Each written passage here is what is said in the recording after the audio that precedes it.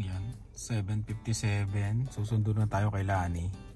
Nag-Uber ako. Tumunog siya ng mga 6:50. Yan, 6:50 siya. Tumunog. At ito kinita ko. Yan, lagay ko dito.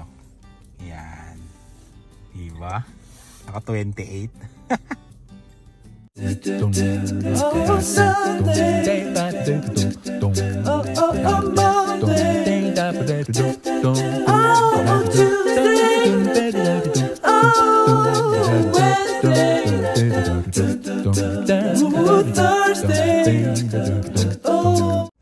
Yan.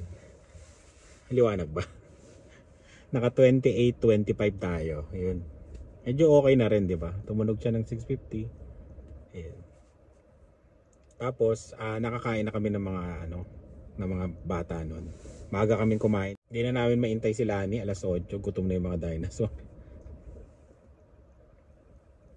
Halihintay na lang natin siya, 2 minutes na lang. Mga lalabas to, mga pa. Mga 8:03, 8:05 lumalabas yun eh.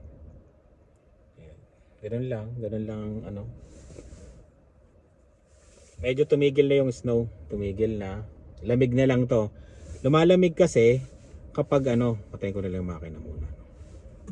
Lumalamig kasi kapag yung nagsettle na yung snow, kunyari nag-snow ngayon, mga after 2 days, 3 days yan, malamig na yan. Parang nag-stay na kasi yung snow. Ganun siya, mararamdaman mo na na malamig. May mga lumalabas pa rin. Nakakuha ako kumita pa ako ng 28. Ibig sabihin, pinagpaliban nila yung gala nila kahapon. Ngayon sila lumabas. Yung mga Canadian. Puno nga dito sa dito. To, inuman din eh. Pero nakapunta na ako dyan. Okay din naman. Okay din naman dyan. May wing night. May wing night ba dito? Pinupuntahan kasi namin yung wing night eh. Yung mura kasi yung wings, yung chicken wings yan.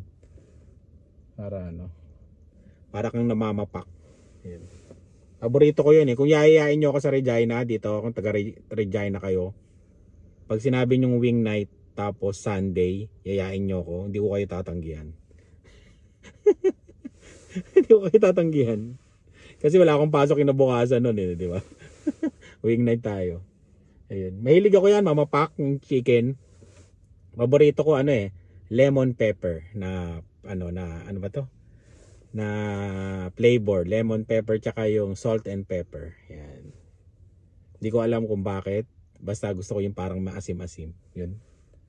Tapos baka naman yung nagbibigay sa akin dati ng chicken wings, baka meron na nahilaw. Papalitan ko na lang uli. May nagbibigay sa akin dati. Yan. Hindi pa yata nakakapagpa-uwi. Hindi pa yata nakakapag-uwi. Kasi parang meal nila yun eh. Meal. Nagmo-moist pagka patay yung heater. Magmo-moist yung Makain na lang natin. Malapit na naman sila ni. Ayan. Parang yung meal nila kasi doon sa trabaho nila, binibigay nilang sa kanila na ganon. Tapos hindi nila kinakain doon, iniipon nila. Nakakatuwa maganda yung magtrabaho sa sa mga kitchen Kaya gusto kong matagain pa sila Meron pa siyang headset. Siya? 801 na. Ang sipag Ayun, may headset siya. May headset siya, nagte-take order siya, Sipag Sa amin ganyan, pag ako 5 minutes before, tapos na. Ayun, pumunta na doon. Hintayin na lang natin siya. Ayan. At ano ba? Ano ba pag-uusapan natin? Yun lang. Pagka winter storm, ganun lang. Kalma na. Pero next week, yun, malamig na uli. Double digit na yung lamig. Ayan. Ito na yung susunduin natin. Nakita pa kita doon, 8:01, nag-work ka pa. Hinihintay ko yung customer na yun. Hindi pa ako siya ready. Sipag Tim Hortons. Nakita ko yung sasakyan. Uy, nandiyan ako. Baka naman, Tim Hortons. Bumiyahe ko eh. Kumita akong 28.25. Yung sipag Sabi kasi, binasa ko yung sabi, kung sino dong gusto mag-day off ng Friday and Saturday. Kasi nila busy. Iyon, patay. Please reply by tomorrow morning. Walang pasok. Welcome.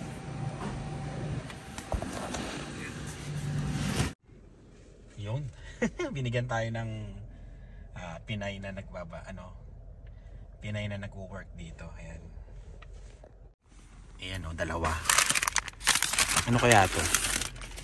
Hindi daw nag-show up yung yung order. Crazy bread. Yun. Salamat ate salamat. Dalawang crazy bread. Order din ako ng pizza. Salamat ate. The little one. This one? Bago yan Ito cinnamon. Libre to, libre. Pizza. Tapos cheese, tapos buffalo. Itong buffalo, laki no? Ito libre rin yan, yung ganyan. Binigay nung nagluluto doon. Doon. Hindi yun Crazy bread. Wala daw kumuha. How like a little? Ang laki pala nito. Ay hindi nahati. Apat talagang niya. Ayan, kain tayo. Merienda. Magulo dito kasi nag-aayos ng nag-aayos ng decoration. Lalagay dito. Kain. Ang kapal no? Masarap? Sarap.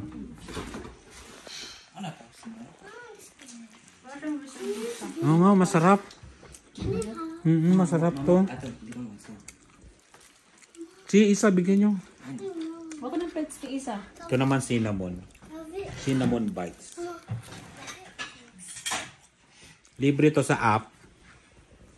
Yung libre sa sa... Isa ng ito. Ito ba yun? Check nyo lang lagi yung deals. Kain. Merienda. Si ate mo. Si ate mo. Kumain na yun sa sasakyan pero bigyan mo pa dun. So what do you think you could have done better, Dylan?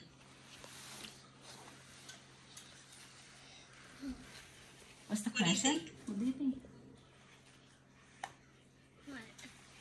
Well, you tell us, Dylan. You said you could have done better on this. What do you think you could have done better? Like your drawing or your coloring? What? The coloring. Okay, yeah, because if we go slower, then we can color in the lines better, right? Yeah, and it's good that you can look at your work and you can see things that you think you can do better at. So that's very nice that you chose something that you wanted to get better at. And then he also chose this to show us. This was a listening words into sentences and using more capitals and punctuation now that we're talking more about it. So that's really good. He does a good job of taking what we're learning in class and applies it to his work. So good job, Dylan. That's so fabulous. You're a wonderful student. Mrs. Wild loves teaching you because you make teaching fun and easy for me because you love to learn. I can tell you like learning.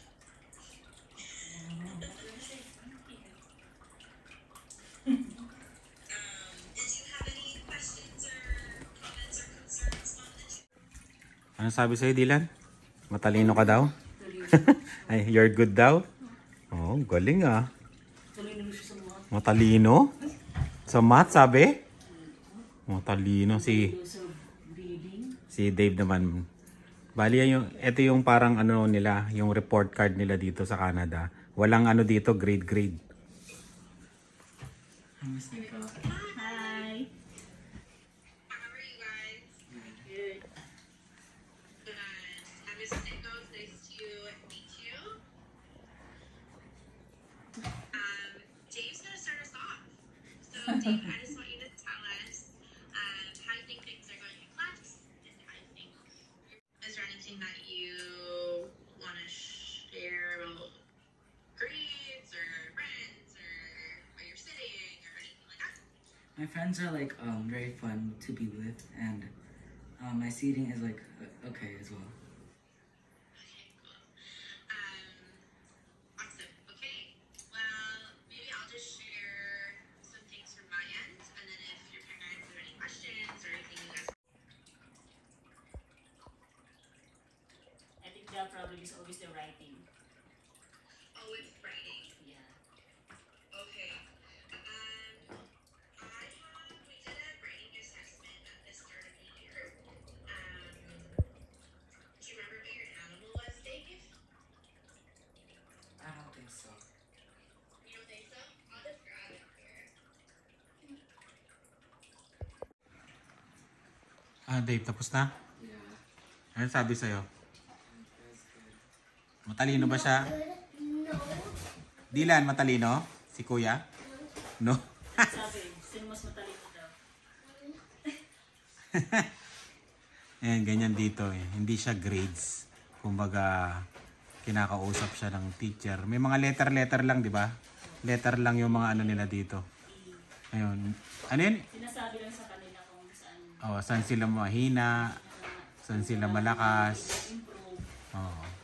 Saan anong kilos nila sa school. saan ang improvement na pwede nilang gawin, ganon. Saan sila malakas. Ganon lang dito. Walang pressure sa pag-aaral ng mga bata. Bakit tayo mo si Papa mo mag-ano din? Kasi marami kasi akong tatanungin pagka baka kasi dumugo yung ilong ko pag ako Ganyan lang dito, walang pressure sa mga bata. Sa elementary. High school meron na kasi yan eh. Papunta na sila ng college eh. Pero pag elementary wala. Si ate. May conference ba si ate mo? Wala. They have conference? Wala siya. Oo. Si Dylan, sabi makulit daw sa school. Ano? Behave ka daw doon sa school? Behave? Ang galing naman ni... Ako naniniwala sa sinasabi niya. Oo nga, mukhang nalagyan mo si teacher ah. Behave? Babe ba si Dylan? Pati siya hindi naniniwala. Friendly? Magkamuin namin si Kuya. Ayun. Friendly. Maglinis na tayo. Ang gulo ng bahay. Ang gulo.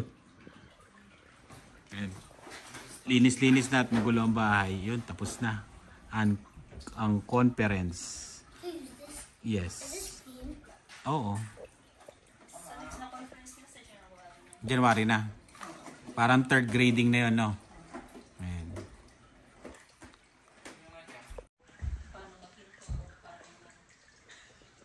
Ayan, yung comment sa'yo. Ano yung comment sa'yo, Dylan? Matalino. 6 plus 6. Bo, matalino nga. 7 plus 14. Ayan. Sweet. 7 plus 14. Sweet. Sino pupukpok? Alis nga ako. Pupunta kami bangko. Punta akong bangko eh. Ayusin namin yung sa negosyo. Ayun. Say one. 21? Ha? Tama! Matalino talaga. Teka lang. Pupukpok muna ako. Yun. Kukulitan kami dun sa mga sinabi ng teacher, di ba? And ako naman ay aalis ngayon. Yan. Pasensya na, madilim. At pupunta kami ng bangko. Sobrang dilim na. Mag-aalas 6 pa lang to. Kaya huwag kayo masyado magtaka. Nabukas pa yung bangko ng gantong oras. Yan. Mag-aalas 6 pa lang. Mga 5:35. 5:35. Ayan. Punta lang ako ng RBC. Ang dilim, no? Sa RBC. Doon kasi kami nakabangko. Doon sa business. Kakusapin ko yung mga advisor. 1 hour lang naman yun. Yan. Alis na tayo.